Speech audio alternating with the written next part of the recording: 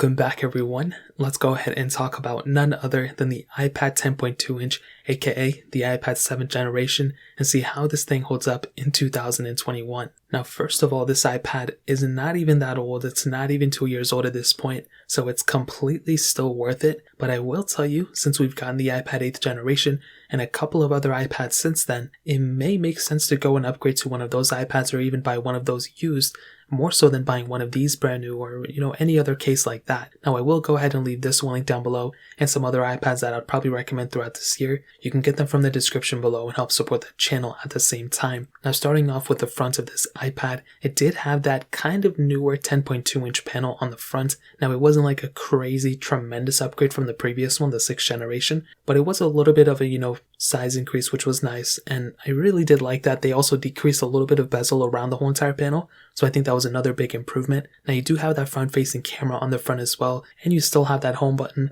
Now again, it's kind of in this day and age where we've just gotten the iPad Air 4 that just removed its bezel. At some point, either the iPad 9 or 10th generation is going to remove the bezel around it too at some point, but I really don't think it's going to happen right now, so you're still going to be fine in terms of the front of this iPad. So I don't think it's really that big of a deal. And to be honest, the gestures and everything that we still have on those other iPads are still pretty much the same on this iPad as well. So it's really not that big of a deal here. So in terms of the iPad on the front, thumbs up for me, it's really not that big of a deal. The resolution is also super high on this panel. Now you do have the lightning port on the bottom, which is great, headphone jack as well. But on top of that, the aluminum back on this thing, I can tell you, and I've told you time and time again, this back on this device is so good. It just feels so premium. Pretty much every single iPad I've ever had was extremely good. I've never really had like a complaint for these iPads, to be completely honest. There were some issues here and there, to be honest, but I think for the most part, this iPad feels extremely good in the hand. It feels extremely premium. And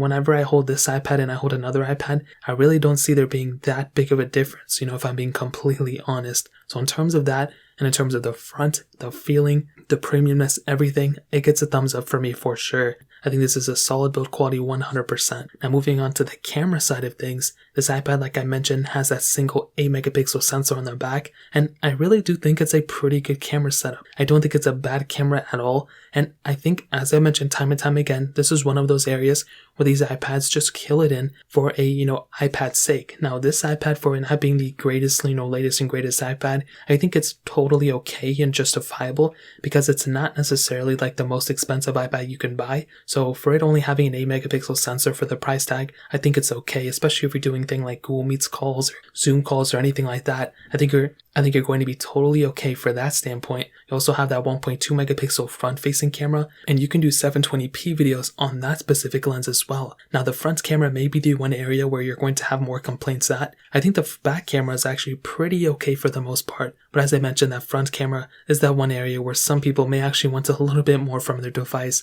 There's no 4K on this camera, which again is one of those areas that could have been improved on, but there's nothing we can do about it. And quite possibly, there's no 1080p on the front as well. And as I mentioned, that is one of those areas that I, wish it was just a little bit better in. There's nothing we can do about it at that point, but I think in terms of the overall camera standpoint, that's pretty much how I would kind of sum up this specific iPad. So in terms of that pretty much covers it up. Now moving on to, I think again, two of the best things about this iPad, the battery life and the software. Now the software, it started off with iPadOS 13. Right now it is upgradable to iPadOS 14, the latest version, and it's probably going to be getting iPadOS 15 as most of us know. Now I don't know how, long this thing's going to last in terms of that. It could potentially get iPadOS 16, and I really hope it does, because if this thing just came out in 2019, I hope it lasts as long as possible. Now the reason why it's a little bit iffy is because this thing has pretty much the same chipset as that, iPhone 7, the Apple A10 Fusion, and that's been out for a while. So I'm not 100% too sure what's going to happen in terms of this iPad Sense, but I really do hope Apple goes ahead and updates this thing for as long as possible, and maybe at the earliest iPadOS 15, but I think it would probably go even beyond iPadOS 15. I think it's going around like 16 or 17, hopefully. But again, we don't know. But it's still getting software updates for the time being, which that in and of itself gets a thumbs up for me for sure. But it also has that 8,827 mAh battery inside of it. And as I've mentioned before, and I've said this time and time again, iPads have some of the best battery lives on any device out there. And this is no exception. having that type of battery life on this device just makes this thing that much better of a deal. And as I mentioned before, I mentioned this time and time again, having that type of battery life is going to future-proof yourself like crazy. And I've been in so many situations where sometimes my battery life won't last as long, or there's been issues or whatever, but almost every single time I've used an iPad, I've never complained about the battery life. I've complained about a lot of other things. The battery life tends to be not one of those issues I complain about. So that really pretty much covers up two of the main things that I love about this iPad.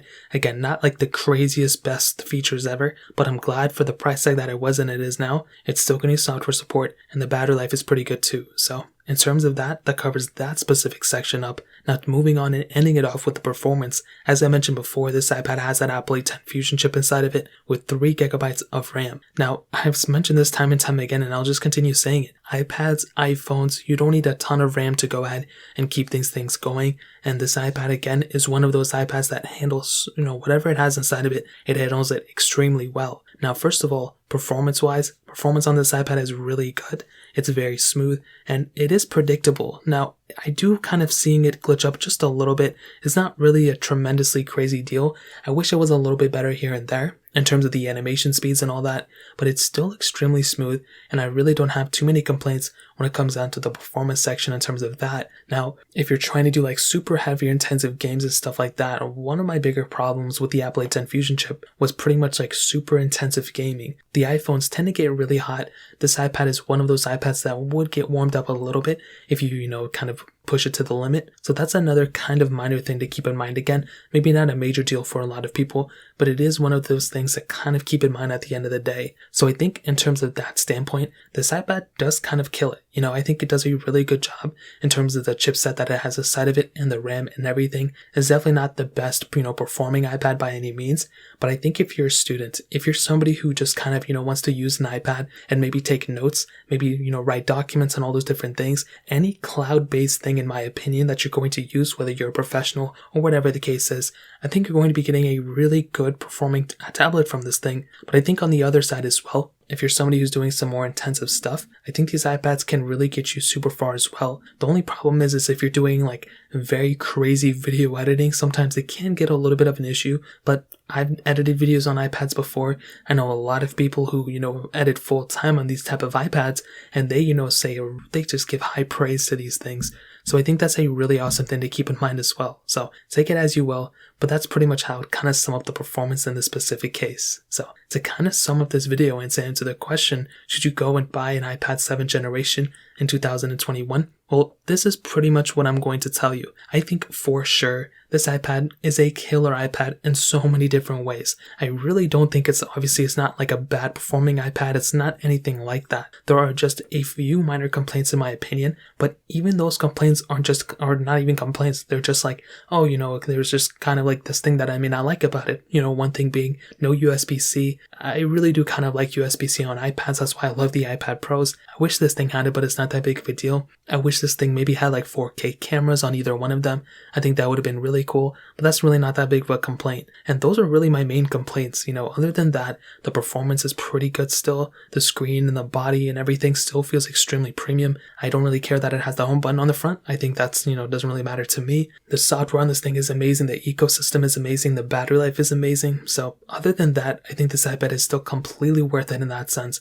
Again, not perfect, but it extremely gets the job done for sure. So in terms of that pretty much covers it up. If you guys have any other questions, or if you want to pick these iPads up like I mentioned, links will be down in the description. You can get them from there and help support the channel at the same time. Hit the like button if you guys enjoyed the video, but definitely hit that subscribe button. Every single subscriber that we get really does count. So it'd be so much if you guys could hit that. Also check out the other links down in the description as well. My Twitter, my Instagram, my other channels. More importantly than everything else, I love every single one of you guys. Hopefully I'll catch you guys in the next video. Peace out till then.